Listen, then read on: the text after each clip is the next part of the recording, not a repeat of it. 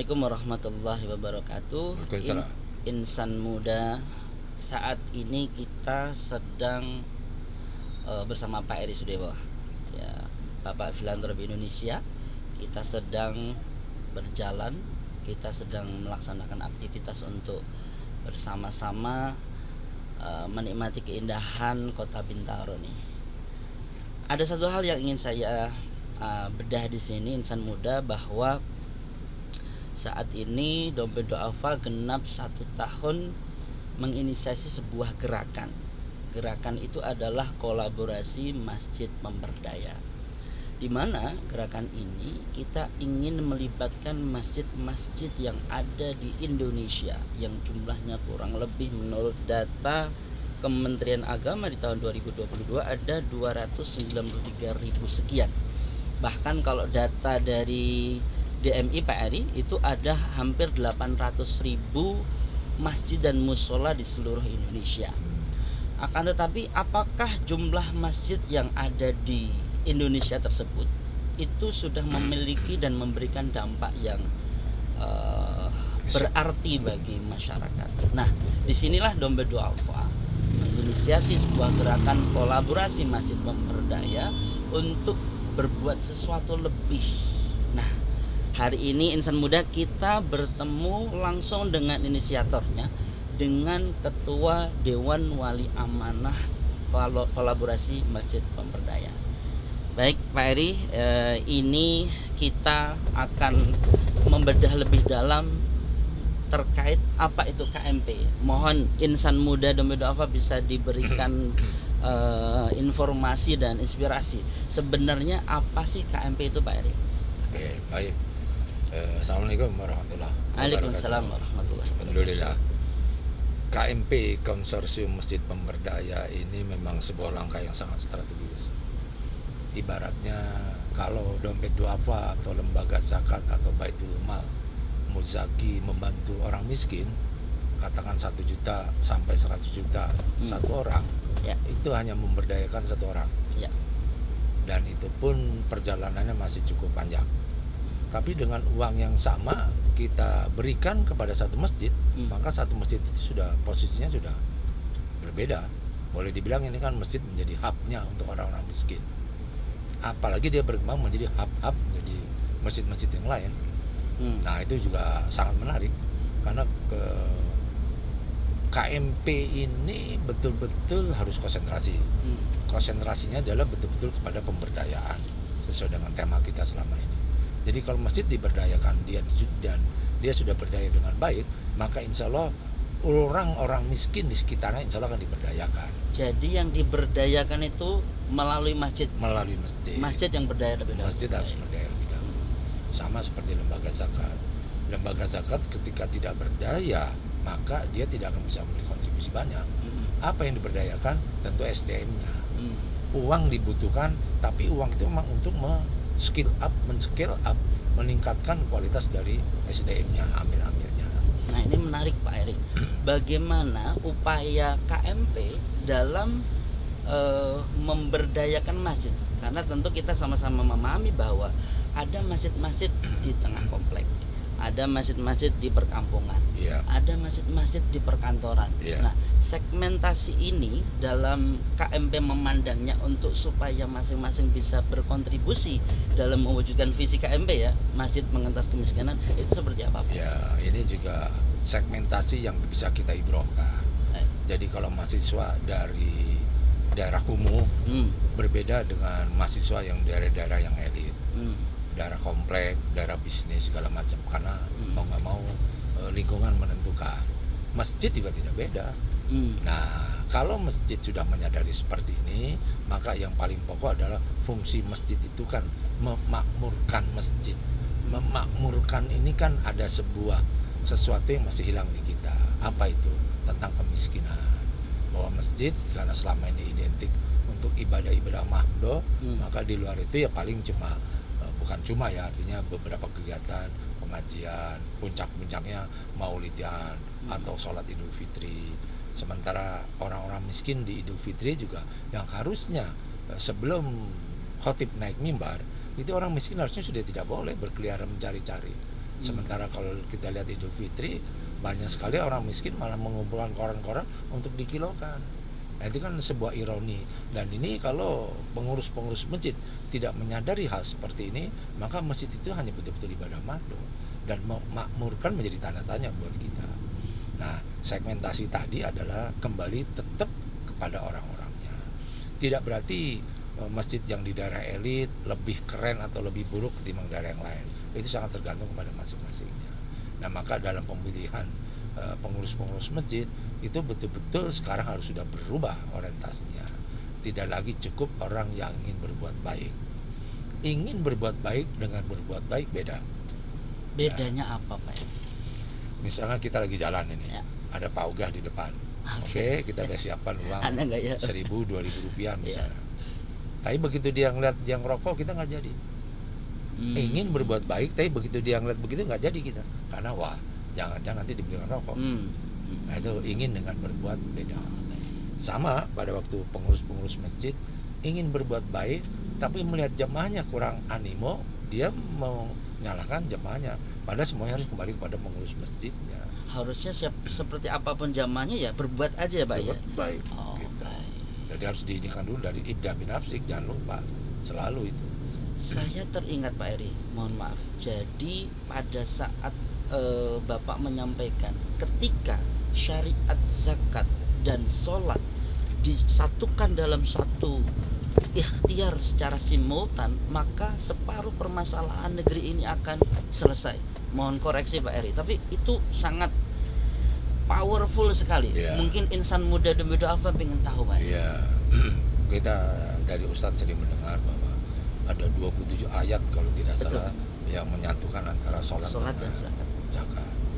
Dan jangan lupa bahwa zakat ini sama kewajiban, sholat juga kewajiban. Dua-duanya rukun Islam. Iya, dua-duanya rukun Islam. Hanya zakat itu tinggal dua posisinya.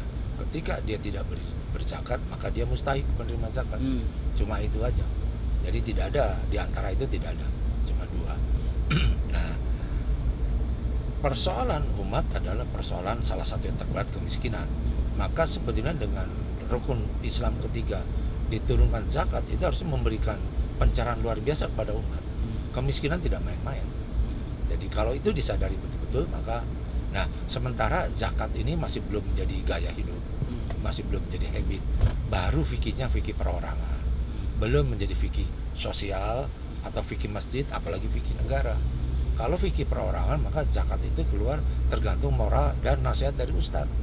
Tapi kalau itu sudah menjadi fikih sosial, itu bisa ada sanksi sosial. Ketika ada orang kaya tidak mau mengurus orang miskin, maka mungkin masjid bisa memberikan sanksi. Apakah ketika, mohon maaf ini mungkin ekstrim, begitu dia nikah penghulu nggak, misalnya begitu dia wafat tidak usah disolatkan. Baik. Nah, itu kan sesuatu yang mengerikan. Tapi kalau ini diberlakukan, apa yang terjadi? Itu akan ada perubahan gitu. Hukuman sosial itu, Pak. Sanksi sosial. Baik, di sini memang akhirnya sebenarnya yang menjadikan masjid belum dirasakan manfaatnya oleh masyarakat, Pak Eri, ini sebenarnya terkadang bukan tidak ada potensi masjid di situ, akan tetapi ada kejumutan atau ada di mana ketika orang ingin berkontribusi itu tidak bisa karena masjid terhalang oleh sekat-sekat generasi atau terhalang oleh pola pikir yang merasa ya saat ini saya pengurusnya dan ini model saya mengelola. Nah, bagaimana KMP melihat itu salah satu hal yang harus dipecahkan dan bagaimana KMP bisa mengurai problem internal di masing-masing masjid supaya kita tadi bisa menyatukan antara syariat sholat dan zakat dan juga bisa mewujudkan visi KMP di masing-masing masjid. Ini sebenarnya kembali kepada konsep atau bagaimana kita menerjemahkan rukun zakat. Jadi rukun zakat itu berlaku kepada orang kaya, mau usianya berapapun juga. Bahkan anak baru lahir dia mendapat warisan yang kira-kira sudah dihitung-hitung sudah melewati nisab haulnya, itu sudah harus keluar. Meskipun dia masih baru sepekan usianya. Nah, itu wajib zakat. Nah, Kalau ini tidak dicermati betul-betul, maka yang menjadi masalah seolah-olah angkatan yang lebih senior tidak punya sesuatu yang kira-kira berbeda dengan yang muda. Sebetulnya tidak begitu. Sebenarnya bagaimana kita menghayati, mencermati adanya kesulitan hidup.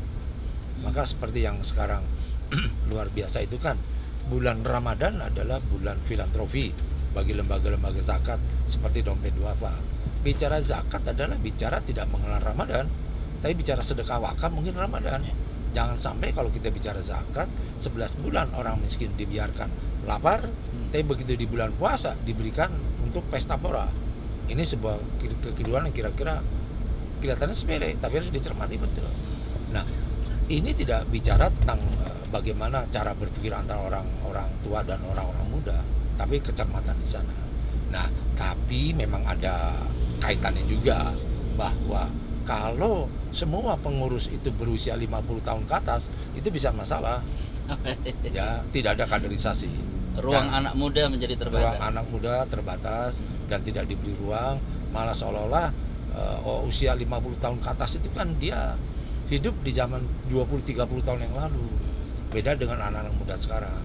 Itu harus terjadi sebuah hubungan dinamika yang saling mengisi. Jadi bagaimana anak-anak muda sekarang bisa melihat, orang tua juga bisa melihat. Yang paling pokok adalah bahwa kalau masjid itu dihayati bahwa dia harus 40 rumah itu untuk datang, ya. Nah sekarang ini kita balik. Kira-kira masjid ini bisa nggak melihat 40 rumah di sekitar masjid adalah ada orang-orang miskin. Oke. Jadi masjid proaktif ya. Masjid melihat proaktif. Kondisi jamaah di circle ring satunya masjid. Ini kita inikan dengan hadis. Kalau engkau masak, uap baunya tercium, perbanyak uapnya agar bisa dibagi-bagi. Itu personal, ada sanksi. Ketika masjid saldonya besar, pengurusnya banyak, tidak peduli kepada orang miskin sekitarnya, kan tadi ada kejumutan. Ente boleh-boleh saja saldo ente besar sekali, tapi selama ini masjid tidak punya kontribusi untuk mengatasi saya yang orang miskin di sekitarnya. Jadi bagaimana saya ingin takluk datang ke masjid untuk sholat, sementara saya diminta untuk sholat seperti Anda yang sudah mampu dan setiap waktu Anda siap, sementara saya untuk cari 1.000-2.000 saja sudah mati-matian. Nah ini kan namanya kemiskinan mendekati kekufuran, akhirnya kekafiran. Itu harus disadari, dipeka. Maka kalau orang kaya muzaki kena sanksi yang kira-kira oleh hadis ada seperti itu, jangan dianggap pengurus masjid yang saldonya besar enteng-enteng saja ringan. Itu ancaman untuk mereka juga. Nah, ancaman juga, ya kan? Seperti itu. Nah sekarang itu kalau misal insan muda, Dede, Dompet Duafa dimanapun berada mereka saat ini melihat podcast kita Pak Eri, dan barangkali mereka itu remaja masjid, ya. Atau mereka orang tuanya adalah pengurus takmir masjid di lingkungan mereka, Ya. Mereka tertarik untuk lebih jauh mengenal terkait bagaimana sih ikhtiar upaya KMP dalam mewujudkan masjid-masjid yang menjadi anggotanya itu menjadi masjid pemberdayaan. Ada satu istilah yang 3-4 hari ini Pak, itu kan Ustadz Kusnadi dari Sragen ya, itu kan sedang mengkampanyekan di 10 masjid di Jabodetabek. Ya. Dan saya ambil contoh Masjid As-Somad di Tangerang, itu mengumpulkan hampir 70 pengurus-pengurus masjid di sekelilingnya. Oh, alhamdulillah. Kemarin di hari Sabtu tanggal 25 Masjid Darussalam mengumpulkan 130 masjid di Cibubur Raya. Nah itu animo terkait kolaborasi masjid pemberdaya itu sekarang barangkali di tengah-tengah para pengurus masjid di Jabodetabek sudah meninggi seperti itu. Lalu dan yang disosialisasikan itu adalah Akademi Masjid Pemberdaya. Nah, apa sih Akademi Masjid Pemberdaya dan bagaimana dengan akademi ini masjid-masjid tersebut bisa mendapatkan perubahan yang semestinya? Monggo silakan. Oke, sebelum ke Akademi Masjid Pemberdaya, maka kita lihat sikonnya dulu. Baik. Tadi menarik bahwa sadar atau tidak mau kejumutan tentang masjid terjadi. Baik. Kalau orang cuma sekedar pengajian seperti tadi hanya dinikmati oleh tertentu atau komunitas tertentu. apakah orang-orang miskin mau atau bisa diterima di komunitas orang-orang yang pengajian sudah rutin. Bahkan takut bisa jadi Pak Ari. Nah, kontraproduktif Ya. ya. Itu pertama. Yang kedua, adanya juga kesadaran dari pengurus-pengurus masjid untuk meningkatkan, kira-kira memakmurkan masjid, mendengar ada 1-2 masjid yang sudah keren, dan apakah itu juga tidak bisa diterapkan. Dan kita bersyukur adanya gagasan KMP ini, gagasan strategis, dia mengisi relung yang paling belum dilirik oleh masjid, padahal itu sebenarnya kunci pemakmuran. Jadi ketika KMP ini masuk untuk pemberdayaan masjid, itu betul-betul mengisi relung yang tadi kita harapkan, dan beberapa sudah ada contoh. Nah sekarang tinggal bagaimana contoh-contoh ini bisa direplika ke masjid-masjid yang lain, dan mau tidak mau KMP, kampus pemberdayanya itu harus betul-betul bisa membuat kurikulum yang kira-kira bisa diaplikasi dan bisa juga dihadirkan, atau pengikut atau peserta pelatihan ini bisa dimagangkan. Lama pelatihan dan lama pemagaman sangat tergantung bagaimana kurikulum ini nanti akan menjalankan dan bagaimana kemampuan dari orang-orang yang mengikuti. Jadi tidak hanya aspek klasikal proses transfer knowledge dari pengalaman para pengurus masjid-masjid pemberdayaan sudah sukses Pak ya, tapi harus ada magang. Nah, magang ini kira-kira menurut Bapak berapa lama idealnya dan sampai dia jadi betul-betul mereka bisa memanfaatkan dan mengoptimalkan potensi di masjid masing-masing? Dan polanya seperti apa? Ya. Jadi pertama kalau magang mengenai lama ini bisa relatif, bisa juga kita tentukan. Baik. Jadi bisa, memang yang umumnya adalah 3 bulan. Sama seperti percobaan-percobaan pekerjaan. 3 bulan, bulan pertama, bulan kedua, bulan ketiga, itu bisa kita evaluasi. Jadi kalau sepekan barangkali kita tentukan, maka bahayanya ketika sepekan orang sudah keren, ternyata belum tentu matang. Tapi kalau tiap bulan kita evaluasi baru kita bisa lihat. Dan yang paling pokok adalah pola yang harus kita lakukan, bukan hanya sekadar bagaimana memanage masjid dan juga pemberdayaan, tapi paling penting adalah mengasah leadership-nya. Nah, mengasah leadership-nya tidak bisa hanya klasikal atau di dalam kelas, karena leader itu tidak lahir di perpustakaan. Artinya kalau kita lihat Ustadz Kusnadi atau Ustadz Jazir Jogokarya Kusnadi dari Sragen, ini kontekstual. Jadi bukan textbook thinking. Kalau textbook itu adalah orang membaca bagaimana ingin menerapkan hasil bacanya kepada konteksnya, lingkungannya. Pertanyaannya, ketika buku ini ditulis bukan oleh praktisi, maka itu cuma teori doang. Tapi ketika ditulis oleh praktisi, maka bagaimana how to praktisnya bisa dilakukan. Dan sangat menentukan. Maka di dalam pemberdayaan ada beberapa persyaratan. Persyaratan pertama adalah jujur. Jujur itu kata yang tidak bisa. Kalau tidak jujur, maka yang ada adalah sandiwara. Ya, kalau jujur sesulit-sulitnya orang berkembang, tapi progresnya tampak. Jadi bisa dinilai, bisa diperbaiki kira-kira seperti apa. Tapi kalau tidak jujur, yang ada adalah sandiwara. Itu pertama. Yang kedua, leadership-nya. Jadi leadership ini sangat menentukan banyak hal. Seperti ini materi cek leadership Anda nih. Lanjut Pak. Iya. Jadi leadership-nya. Leadership ini juga tidak bisa hanya di kelas. Karena ketika saya ingin melakukan sesuatu, ya, Ustadz bilang kalau dimarahi orang sabar, apalagi dipukul. Ya, pada waktu kita mendengar tausiah, enak gitu. Begitu. Nah, begitu prakteknya kita dimarahin sama jemaah, itu bagaimana perasaan kita sebagai pengurus, sebagai pembina, dan kita apalagi kita sebagai wakil. Nah, hal-hal seperti ini, jadi nggak bisa itu di kelas saja. Dan ujian itu di benturan pertama loh Pak. Di benturan, ya, di benturan pertama. Dan ini ketika kita tidak siap, nah itu sebulan 2 bulan kelihatan nggak. Dan memang kalau bicara leadership, harusnya semakin dewasa semakin matang. Harusnya. Tapi juga sering kita dengar usia itu tidak menentukan kedewasaan. Ada juga anak muda sudah ma'ruf dewasa, tapi ada orang usianya 60, 70 belum dewasa karena banyak faktor. Nah, ini perbedaan leadership. Ketiga, harus membuat organisasi. Ya. Jadi boleh dijabarkan lebih dalam, Pak? Ya, jadi ketika misalnya di masjid pengurus hanya ditunjuk 1, 2, 3 orang, kemudian tidak distrukturkan keorganisasian masjid, maka semuanya siapa melakukan apa dilakukan oleh semua orang.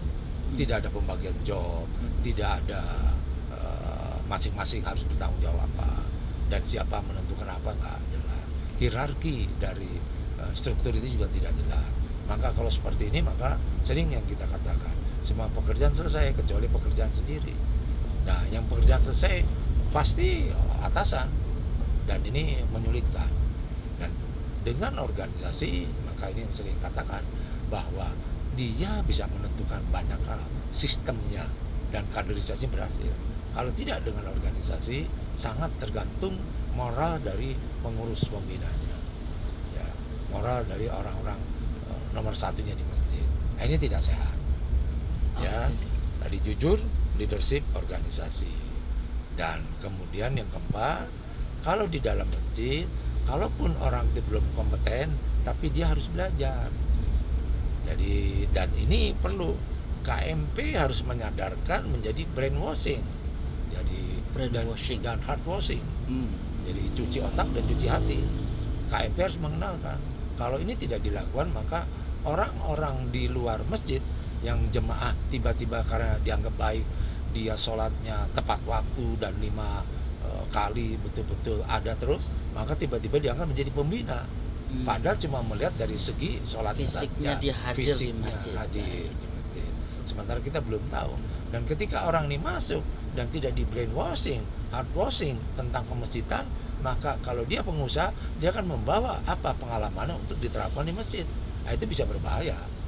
Sementara yang disadari sangat oleh KMP adalah bahwa masjid ini adalah lembaga nirlaba, lembaga yang tidak mencari profit, dapat uangnya dari fundraising, dari jiswa. Tidak berarti juga kalau jiswa seperti ini kemudian pegawainya tidak digaji, enggak. Nah, itu organisasi dipentingkan profesionalnya siapa harus dibayar seperti apa. Jadi kalaupun dia nirlaba, tidak berarti lebih miskin ketimbang perusahaan. Kalau perusahaan tergantung produknya, masjid itu tergantung komunikasi apa yang ditawarkan pada masyarakat. Karena jemaah itu adalah sumber-sumber keuangannya. Jadi ketika masjid bisa mengelola dengan baik program-programnya, apalagi menyentuh dengan orang miskin, maka insya Allah masjid itu akan dibantu oleh jemaahnya. Gitu. Harapan Pak Eri terhadap KMP berikut juga ini, sepertinya saya mendapatkan laporan dari Mbak Arifah, beberapa masjid mendaftar di link yang kita daftarkan. Bagi teman-teman insan muda yang juga remaja masjid atau orang tuanya, teman orang tuanya itu juga pengurus masjid, barangkali tertarik untuk menjadi bagian dari pengurus atau anggota KMP kolaborasi masjid pemberdayaan, nanti daftar di sini ya. Di sini nanti Mas Tovan akan nulis di sini. Nah, harapan Pak Eri ini akan menjadi seperti apa ke depan? Ya. Ini genap 1 tahun Pak Eri, sekarang 27, 28 besok 28 Maret 2023 adalah 1 tahun kita melaksanakan Kongres Masjid Pemberdaya di Sentul yang pertama. Nah, harapan Pak Eri selaku Ketua Dewan Wali Amanat KMP terhadap KMP sendiri dan juga terhadap perubahan masjid-masjid yang menjadi bagian dari anggota KMP ke depan. Silakan. Ya. Lembaga-lembaga Baitul Mal Muslim, Jiswaf, jumlahnya sedikit, tapi dia sudah nyata memberikan kontribusi bagi masyarakat. Saya mimpinya adalah tidak semua muzaki bisa leluasa datang ke lembaga zakat. ya hanya orang-orang tertentu punya hubungan teman dan macam-macam. Tapi jangan lupa masjid itu dimiliki jemaah. Mau muzaki atau mustahik ada keleluasan sudah datang. Jadi terbayangkah oleh Anda bahwa nanti pusat-pusat pemberdayaan orang miskin itu digerakkan oleh masjid-masjid. Jadi kalau tadi menurut data ada 800.000 masjid dikali 40 rumah di sekitarnya, itu sudah terbayang. Jadi seperti apa masjid-masjid seperti itu. Dan ketika muzaki atau muslim ini ingin mencari pahala, bukankah masjid menyediakan semuanya? Itu kan semuanya nanti tergantung kepada sekarang pengurusnya. Nah maka pertama yang di enlightenment harus dicerahkan itu adalah pengurus-pengurus masjid marbot ini. Jadi tidak lagi masjid sekarang ini adalah masjid tempo doe-loe, cuma sekedar ritual.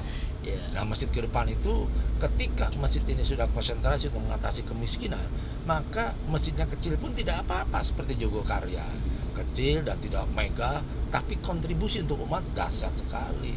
Jadi daripada memperbagi toa yang sudah baik menjadi lebih baik lagi, bukankah itu disisihkan? Jadi ini kan sesuatu yang kira-kira bisa menggerakkan. Akan terjadi perubahan sosial ketika masjid menjadi pusat-pusat kegiatan pemberdayaan orang miskin. Dan ketika masjid-masjid pemberdayaan ini berjalan, insya Allah kegiatan lain pun akan jalan. Artinya seperti ada pelatihan-pelatihan, dan kita berharap setiap masjid lahir 5-10 orang yang keren-keren anak muda. Bukankah itu bonus demografi juga bisa terjawab? Kalau ada 800 kali 10 ada 8 juta anak muda yang di masjid. Sudah dia sudah cerdas, anaknya terbina, soleh lagi.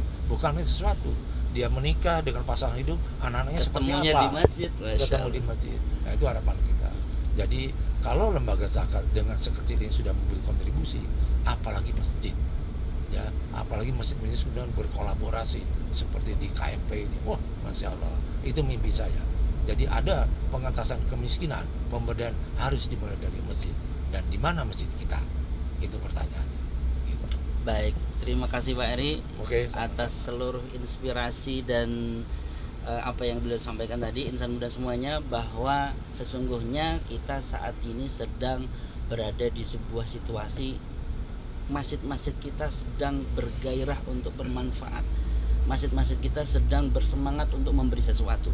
Bersama kolaborasi masjid pemberdaya, saat ini pengurus-pengurus masjid sedang mempersiapkan apa yang bisa mereka berikan lebih untuk jamaah.